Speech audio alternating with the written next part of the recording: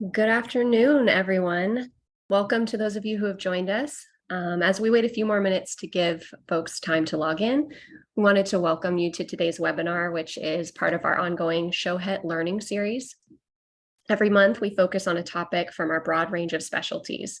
Our goal is to educate, inform, and answer questions that you may have during this live interactive session with members of our medical and audiology team. If you'd like to watch any of our previous sessions, you can download them from our website by going to www.eardoctor.org/events, and the address is also at the bottom of this slide. Before we begin, we'd like you to know that during this session, your audio and video will be turned off so that everyone can easily hear the speakers. We'd also like to encourage you to use the Q&A button to submit your questions at any point during this presentation. Our speakers will be happy to answer all of the questions at the end of the presentation. We've also enabled live captioning for this presentation. So if your Zoom account has the feature turned on and you're not seeing a live transcript on your screen, simply click on the live transcript button on your toolbar along the bottom and then select Enable Auto Transcription. And you should see the transcription appear on the bottom of your screen. Let's go ahead and get this started.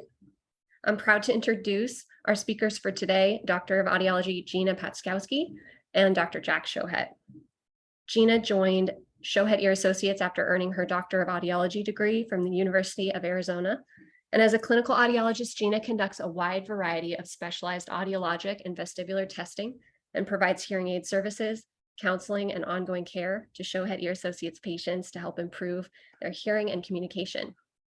Gina is a member of the American Speech Language Hearing Association and a fellow of the American Academy of Audiology. Board certified in both otolaryngology and neurotology, Dr. Shohet is one of Southern California's top ear specialists. Dr. Shohet implanted the first implantable middle ear hearing device in Orange County and continues to offer new treatments for hearing disorders and related problems and is actively involved in clinical trials. In addition to his private practice, Dr. Shohet is engaged in medical research and is a clinical professor at the University of California, Irvine, where he previously served as chief of the Division of Neurotology and residency program director. Dr. Shohet is a member of numerous professional organizations, including the American Medical Association, the California Medical Association, Orange County Medical Association, American Academy of Otolaryngology, Head and Neck Surgery, American Neurotology Society, and is currently the president of the Orange County Society of Head and Neck Surgery. Without further ado, I'd love to turn it over to our speakers. Thank you, Chelsea, very much. Hello, everyone. I'm Jack Shohet. Thank you for giving us your lunch hour. We very much appreciate it. And we're hoping to present something that means something to all of you that are tuning in today. We see a lot of patients with single-sided deafness, but surprisingly, it's not that common in the population. But in the type of practice that we do have a lot of patients that have single-sided deafness. And so, next slide, we're going to go through a few different things. First, I'm gonna define what do we mean by single-sided deafness, because they could have different meanings. We're going to talk about the different causes. There's several different things that can lead to having single-sided deafness. We'll talk about some of the ramifications of single-sided deafness, like what happens if you have single-sided deafness, what do you experience?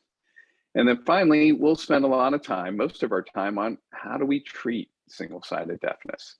Next slide. So first of all, how do we define single-sided deafness?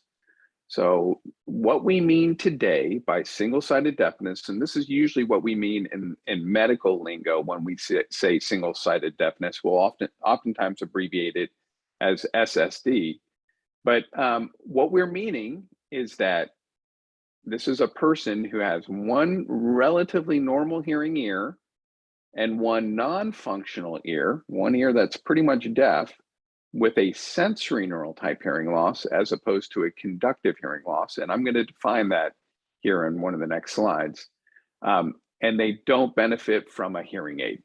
Okay, so you're talking about one normal ear, you hear fine, relatively fine in one ear, one ear that has a very significant sensory neural or nerve type deafness on one side, and I don't benefit from a hearing aid.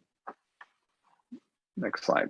So what do we mean by conductive versus sensory neural hearing loss? So I'm going to try to take you through the hearing pathway to begin with. The way we hear is sound comes in, it gets funneled in through the ear canal all the way to the eardrum. It hits the eardrum, which causes the eardrum to vibrate. It then sets into motion the little hearing bones behind the eardrum called the ossicles.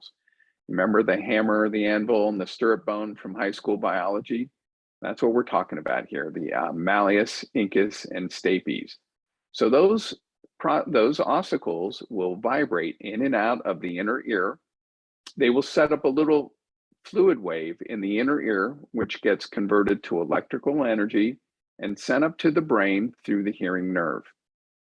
Now, there are two types of hearing loss. The first is called a sensory neural type hearing loss or nerve type hearing loss.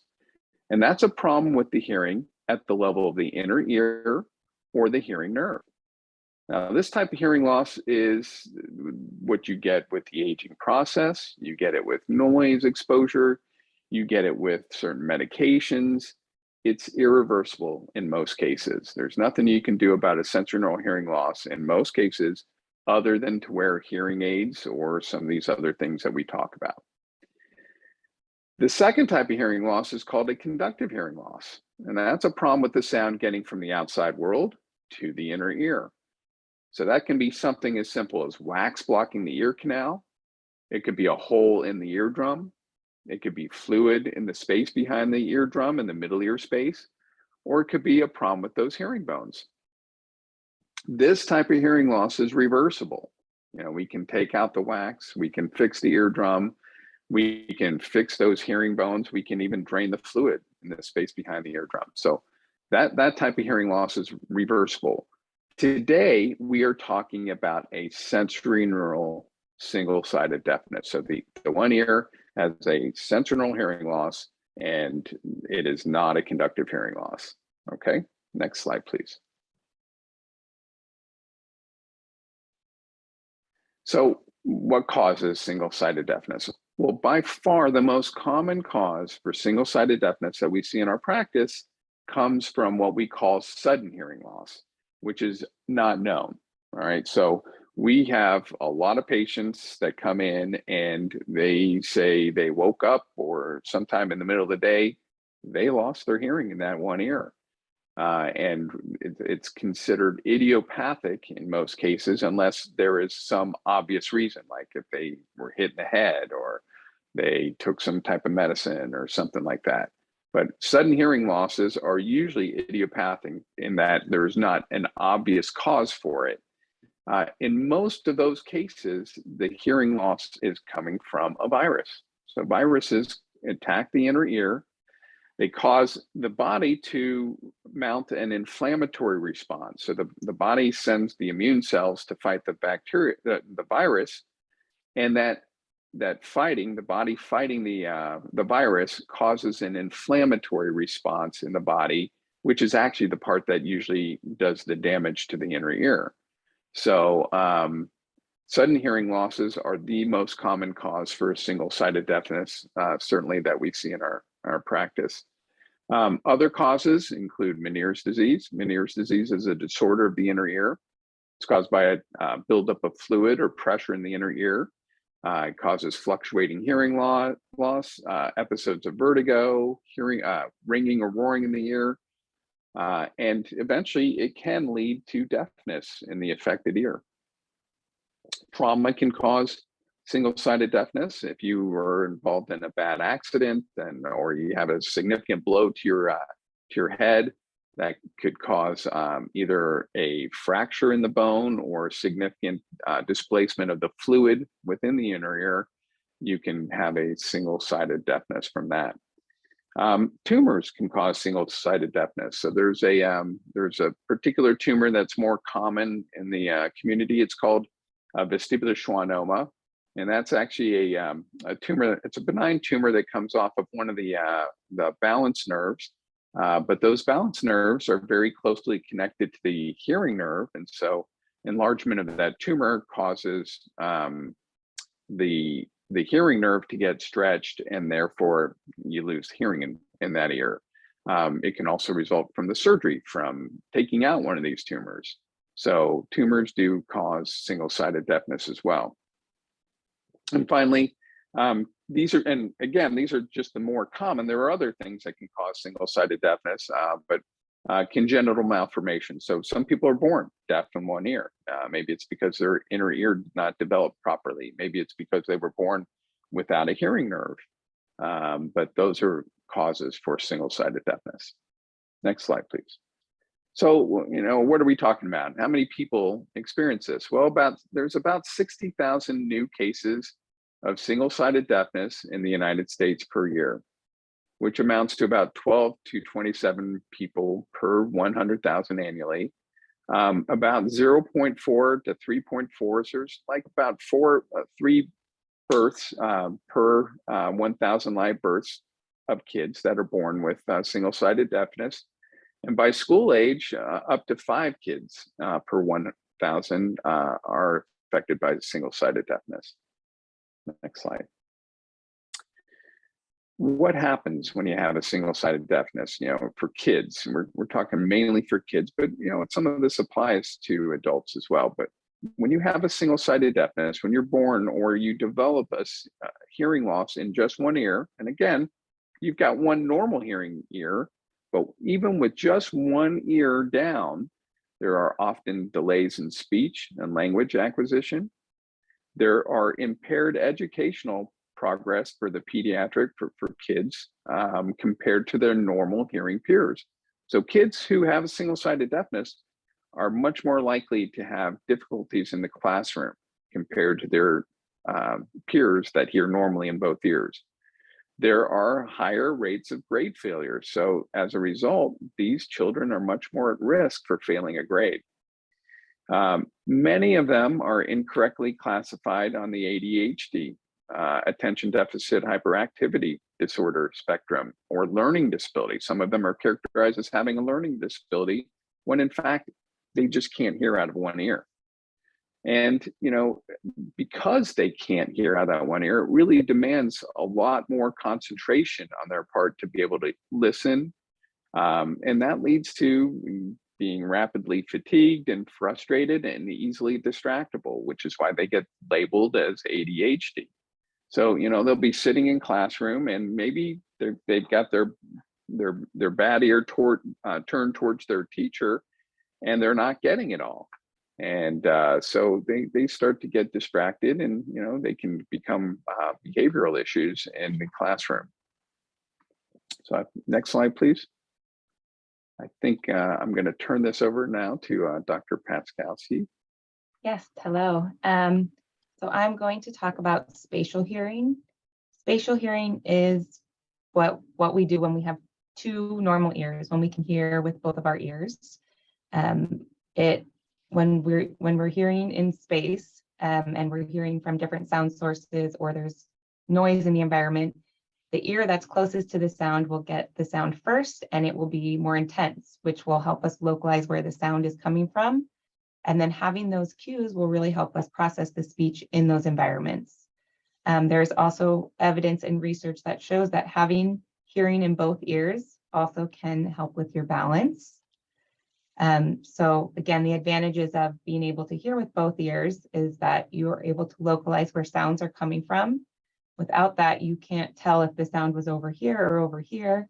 You really need to have those cues of the level and how loud it is and how fast it gets to your ear to help you localize where those sounds are coming from and to be able to process the speech, which also helps you hear in noise, to be able to separate the speech over the noise.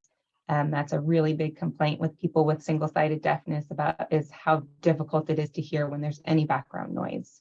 Again, when we have 2 good hearing ears, it can help with your balance.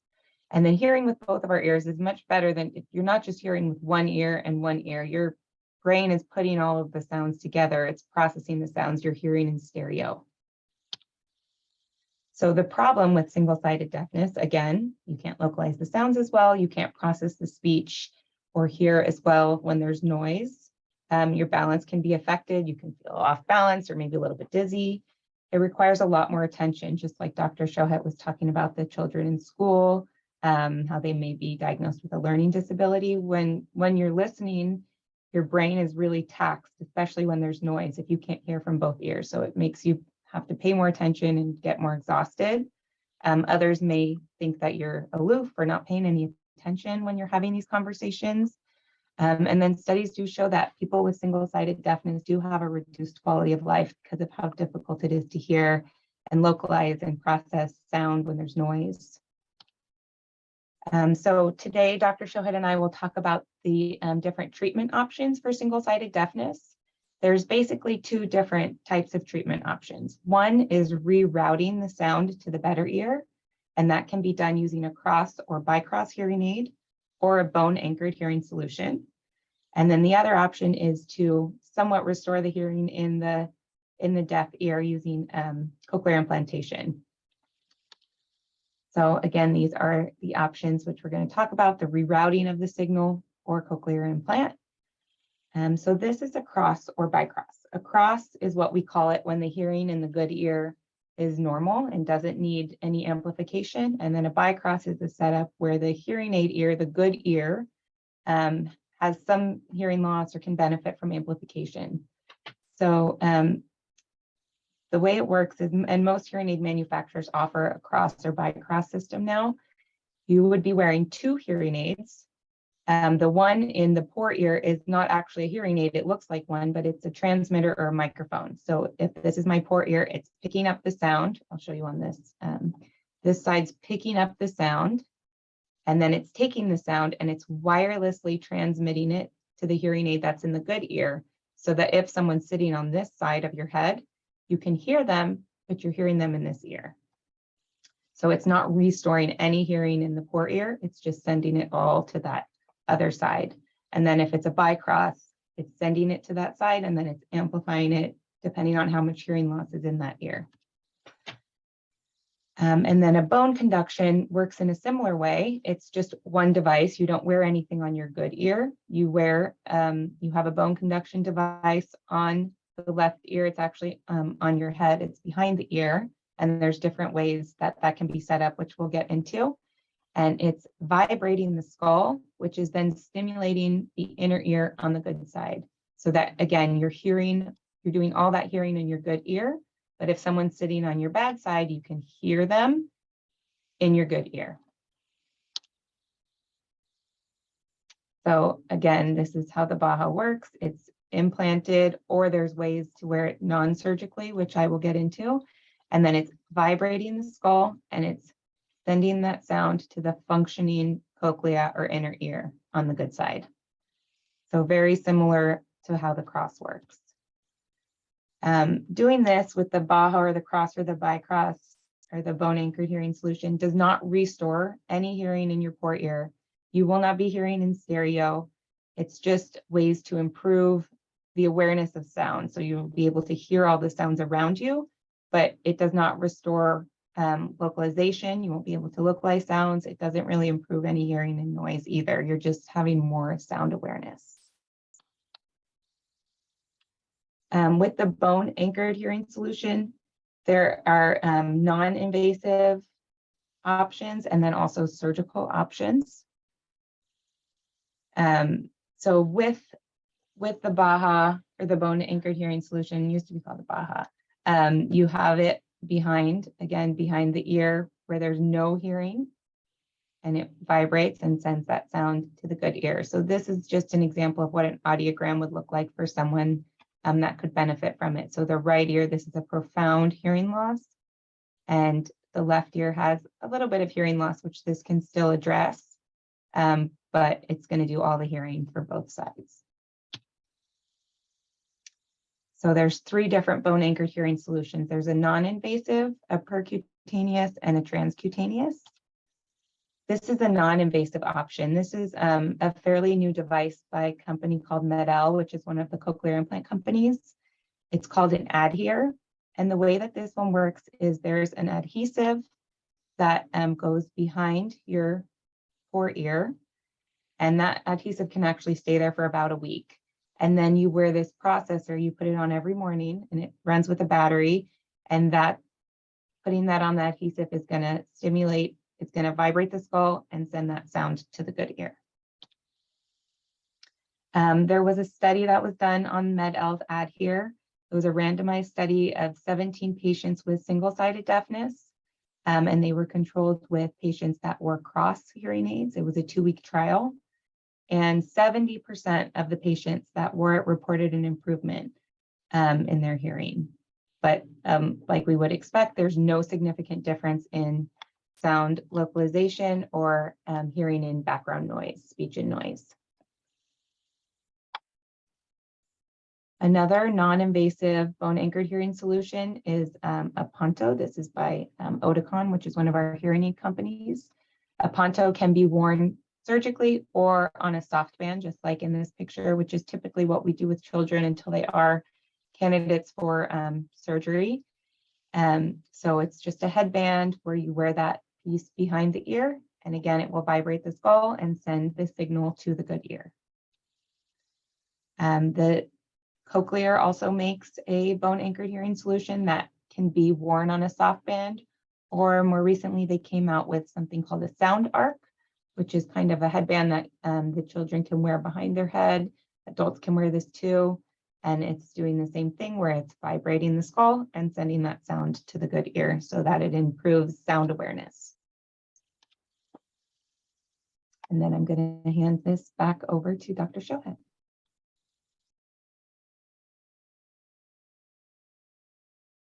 Thank you, Gina.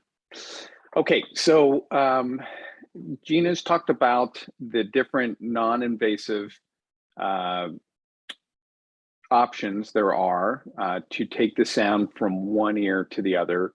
Now we're going to talk about surgical options, and why would you even consider a surgical option if you can get by with one of these non-invasive options? Well, the reason is sometimes it's a little easier to wear something that you just snap on behind your ear as opposed to having to put this band around your head. And also by doing this, if you have a little bit of hearing loss in the good ear, the sound that gets transmitted to the other ear, to the good ear, can be amplified and you can hear it better in that good ear. So you can actually get a little more powerful signal. As you can see from this diagram, the sound is all being conducted from the bad ear to the good ear. Now, this makes use of the excellent conductive qualities of sound of the bone. So bone is a great conductor of sound. Almost everything you put in the bone on one ear, you can hear on the other ear. So that's why this technology works. Next slide, please. So when we do the surgery, what we're doing, there's a couple different surgeries and there's a couple different implants, several different implants that we use for this application. As Dr. Patzkowski was saying, there's a percutaneous and there's a transcutaneous. So what does that mean? The percutaneous are devices where there's actually a post that goes through the skin into the bone. So when you look, there's actually a post behind your ear, and you can see it in this one diagram here on your left. So there's a part that's underneath the skin that's anchored to the bone with a screw, and there's a part that's sticking outside the skin, and that is the area to which you attach the sound processor, the part that you will clip on behind your ear, and that becomes now the sound source. It's a microphone, and it generates the vibrations that go through the bone. Now, when we say vibrations, we're not talking about the kind of vibration you feel. These are very minute vibrations that are only perceived as hearing. You won't feel anything vibrating in your skull. You will just hear it in the other ear. So this diagram also shows you underneath the screw portion that's anchored into the bone. Now, what this does is it becomes osseointegrated into the bone. And that means that the bone kind of is invited into the implant. These implants are made of a special material that invites the bone growth. And you can see it here on your right side. You can see some of the bone cells migrating into the titanium implant. So it actually becomes part of the bone. And if we ever have to remove it, I pretty much have to drill around it to get it out, which fortunately, very rarely we ever have to do. Next slide. So this is a nice diagram of what are we talking about? How does this thing place?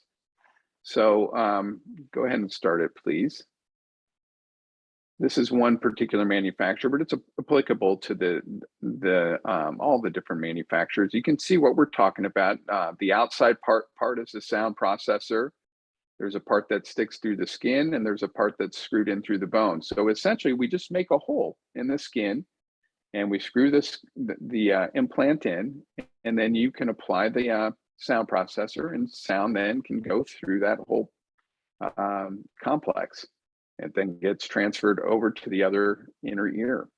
And these are the different components. That implant portion, that's the part that osseointegrates, that gets integrated into the bone. Next slide.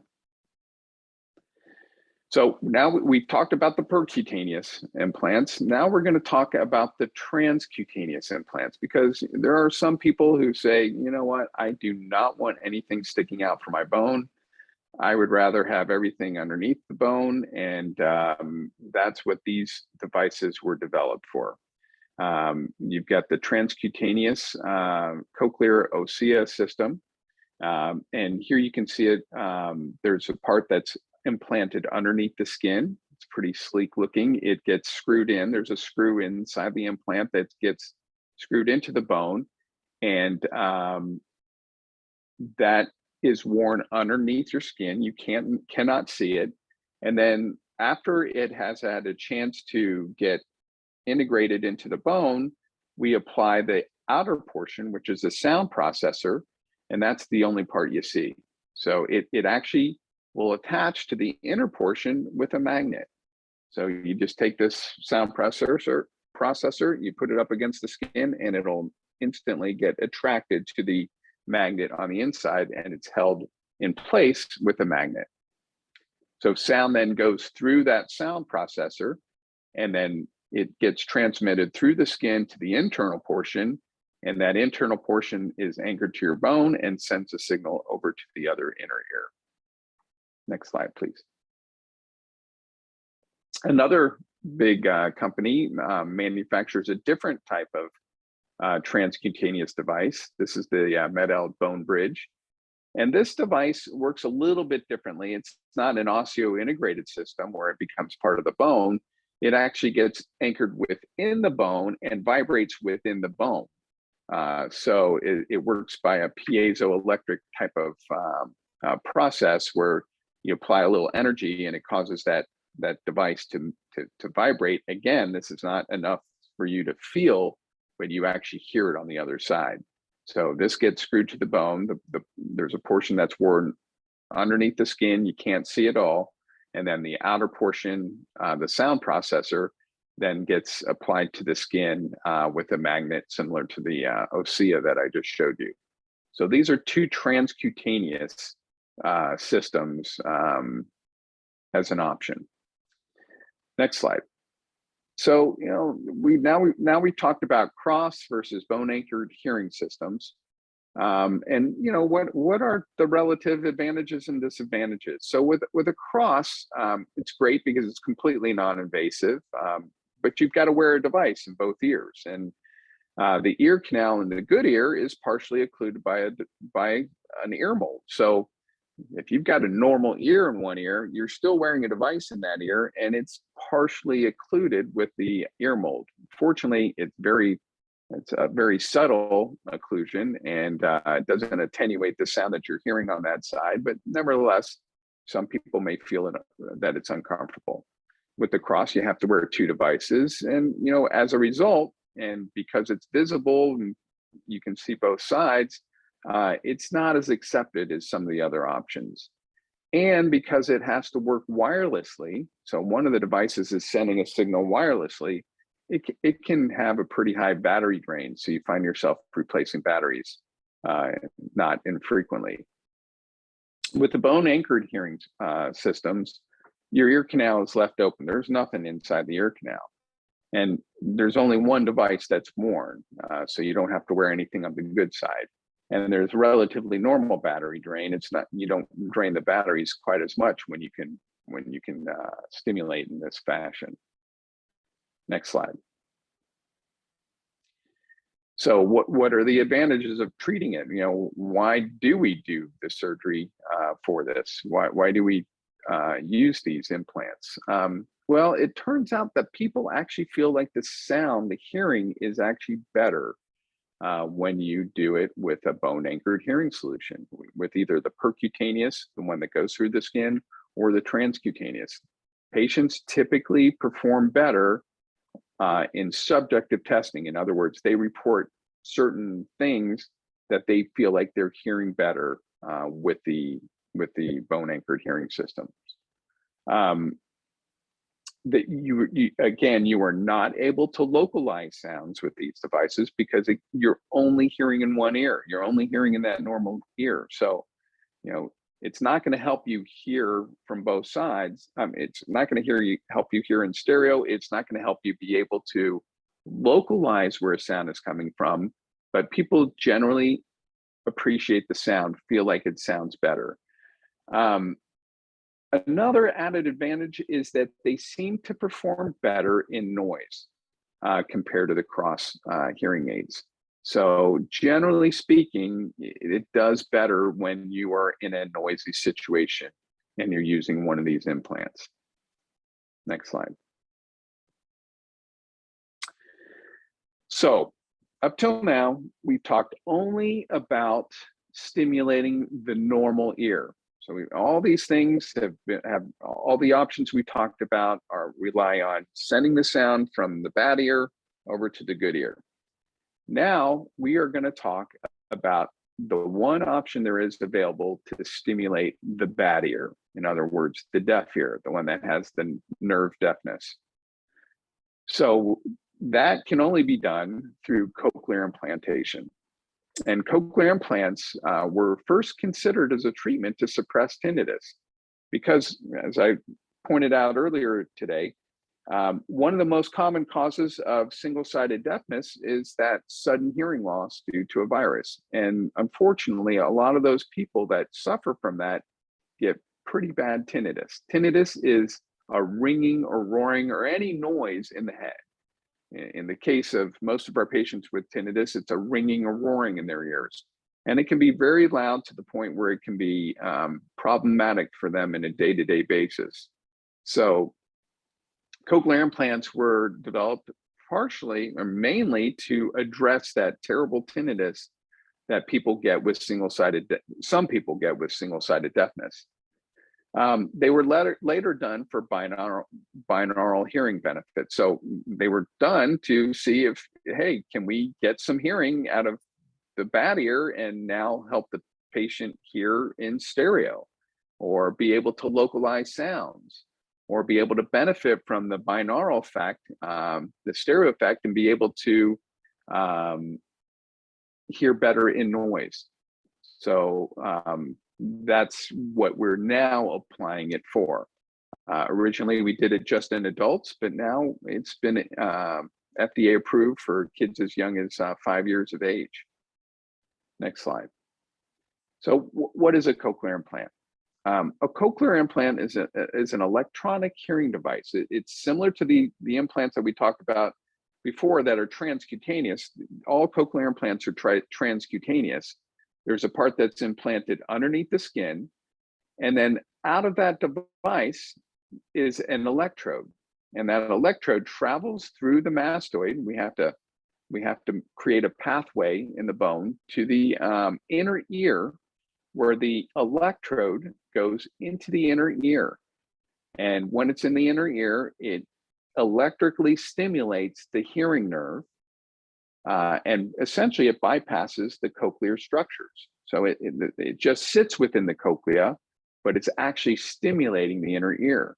So you can have a cochlea that doesn't work at all, that has, problems with it, as long as you have some inner hearing nerve function, the sound will be stimulating the hearing nerve, and that hearing nerve will take the sound to your brain.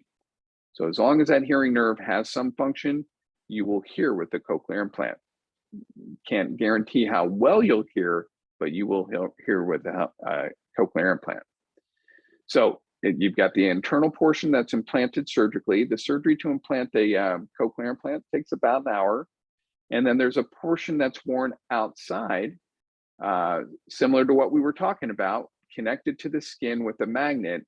And then they're usually, there are some that you wear a component behind the ear, and then there's some that look like the transcutaneous devices I previously showed, where there's just one piece stuck up against the skin.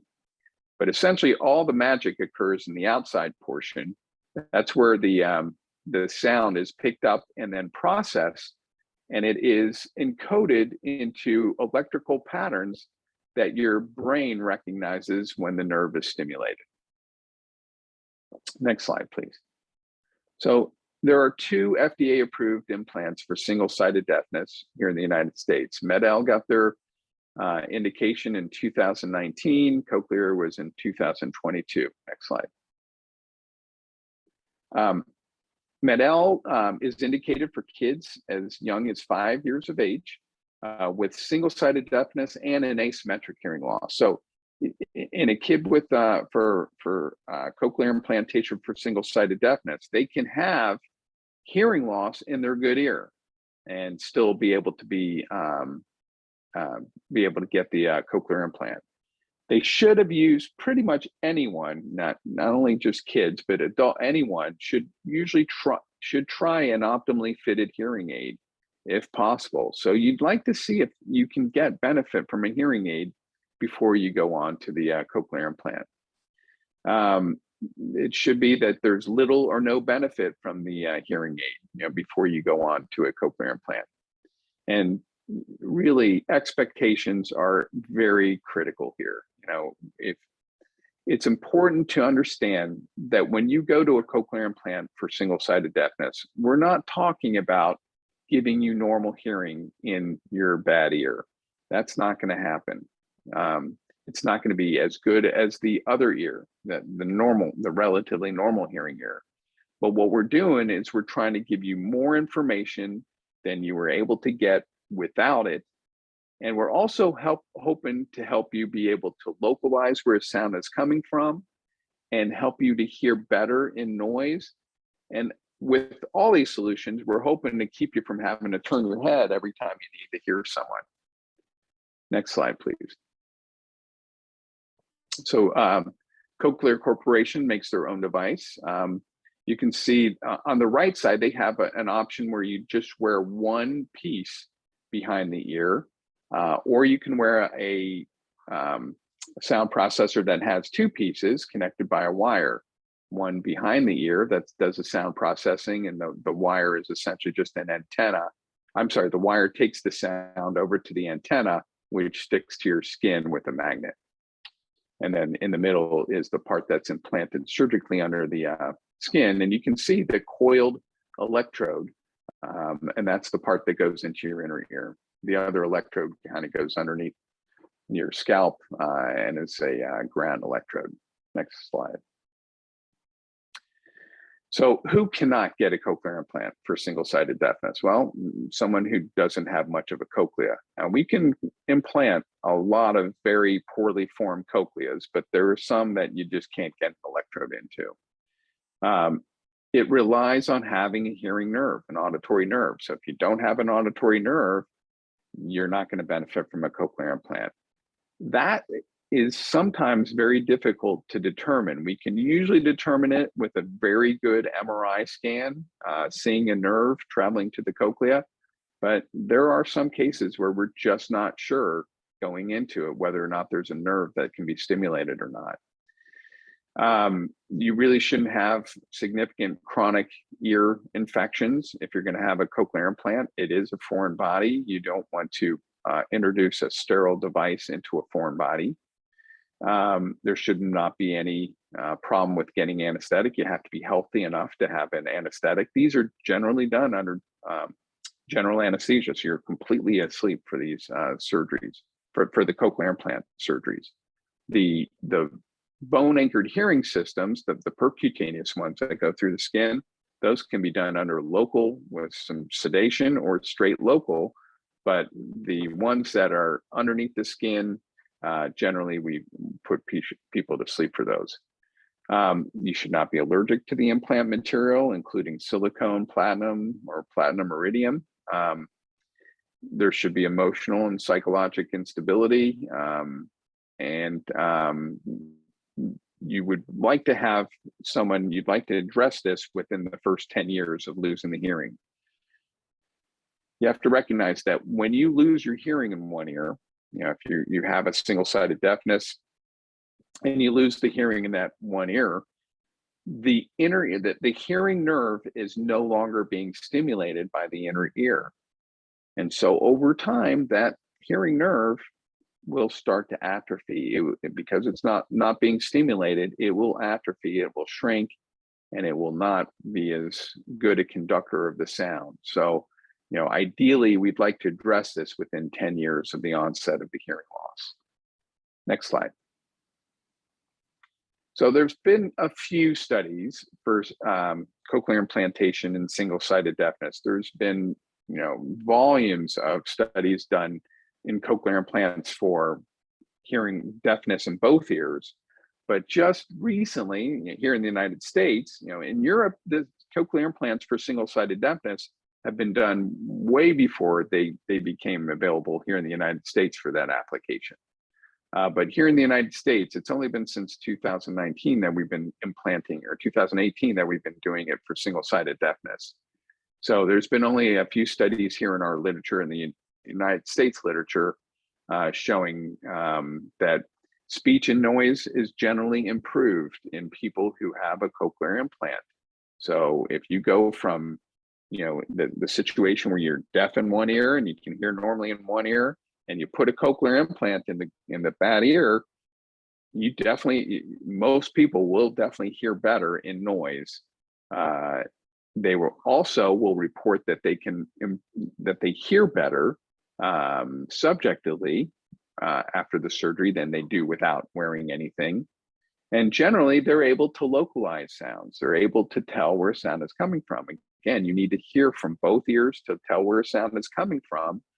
And by giving hearing in both ears, now the cochlear implant is in the bad ear, you can more easily localize where sound is coming from.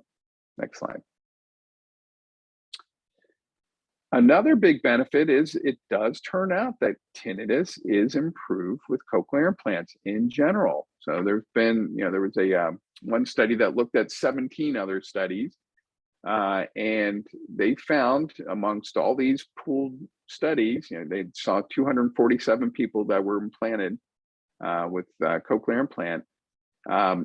15% experienced a complete resolution of their ringing. 74% experienced a partial improvement, and 8% no change. 3% actually had worsening of their tinnitus. But overall, almost 90% of people reported either improved or resolved tinnitus after cochlear implantation. And that is certainly in line with my own experience in implanting these people that have single-sided deafness and tinnitus. Next slide. So what do we talk about today? What are the important things to take home? First of all, single-sided deafness affects a large number of patients in our practice, not necessarily in the population in general, but I think a lot of you that may be tuning in today are people within our practice that are affected by single-sided deafness. And it does make up a large part of what we see. And it is a very significant problem because it has significant adverse effects, both in children and adults' quality of life. We talked about multiple options for treating single-sided deafness. You've got the cross-hearing aids, you've got the percutaneous bone-anchored hearing solutions, you've got the transcutaneous bone anchored hearing solutions, and you have the cochlear implants. All of these things provide access to sound from 360 degrees. So, you know, if someone's talking to my left side, I'm still hearing them on my left side, no matter which of these options that I pick. And that's the main goal, you know, to give the person access to sound all the way around them. Whereas if you have a single-sided deafness and I can't hear out of this ear, I'm not hearing someone coming over and talking to my left side. If I'm in a meeting and someone's sitting on my left, I'm not hearing that person on my left. And so some of the people that have this, you know, they're thought to be aloof, you know, they're just ignoring me, they don't listen. And so all of these solutions help to address that problem. Bone anchored hearing solutions seem to improve hearing in noise compared to the cross hearing aids and are generally more subjectively favored. So more people seem to like the sound from the bone anchored hearing solutions. And cochlear implants are beneficial mainly for tinnitus. You know, people do get a great benefit from the tinnitus standpoint, but it also helps them hear in noise and helps them to localize sounds. So I think that's, next slide, please. I think that's all we have today. Yeah. I think we go on to the questions. Yep, we have a few questions. I'll leave this screen up too. You can follow us on social media.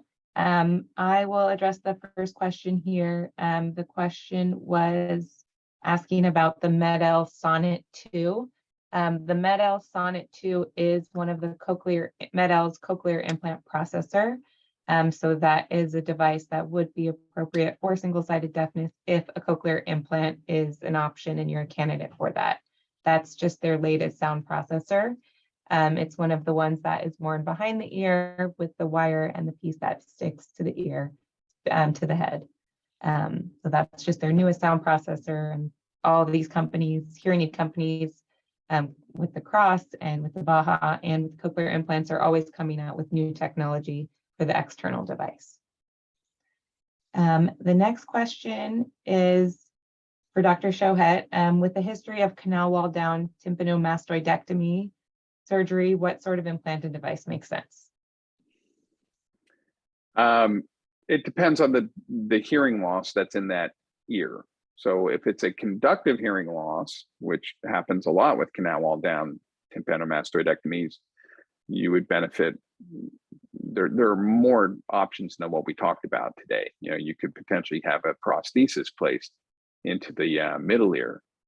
So it really depends on what type of hearing loss. But if we're talking about single-sided deafness and you've had a canal wall down tympanomastoidectomy, which for most of you is done, for most of everyone to understand what we're talking about, it's a surgery that's usually done for infection or for cholesteatoma, which is a type of tumor in the ear.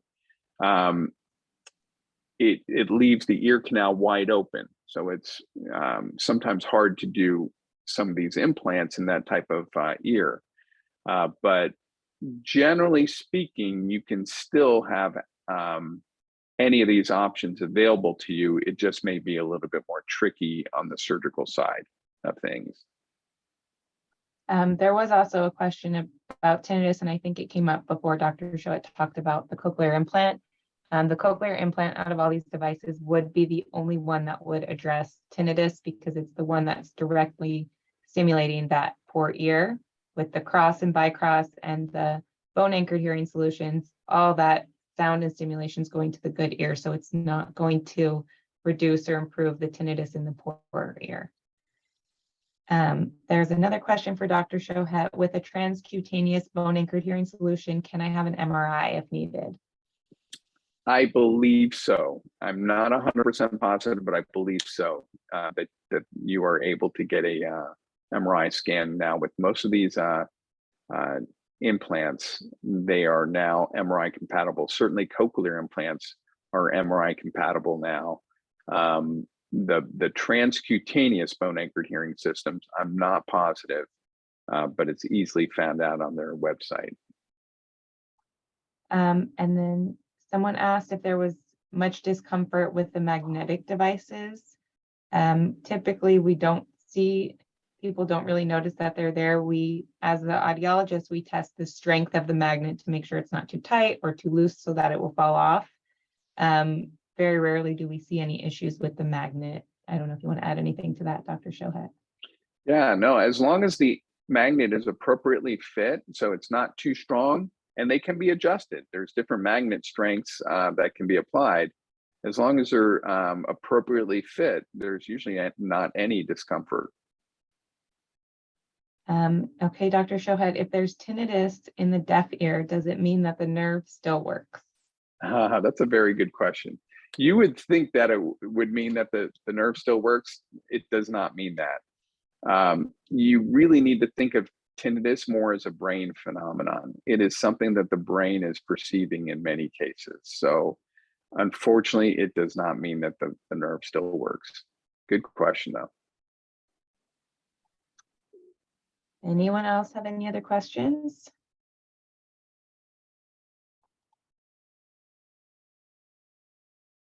All right, Chelsea. Great I'll questions. back to Yeah. you.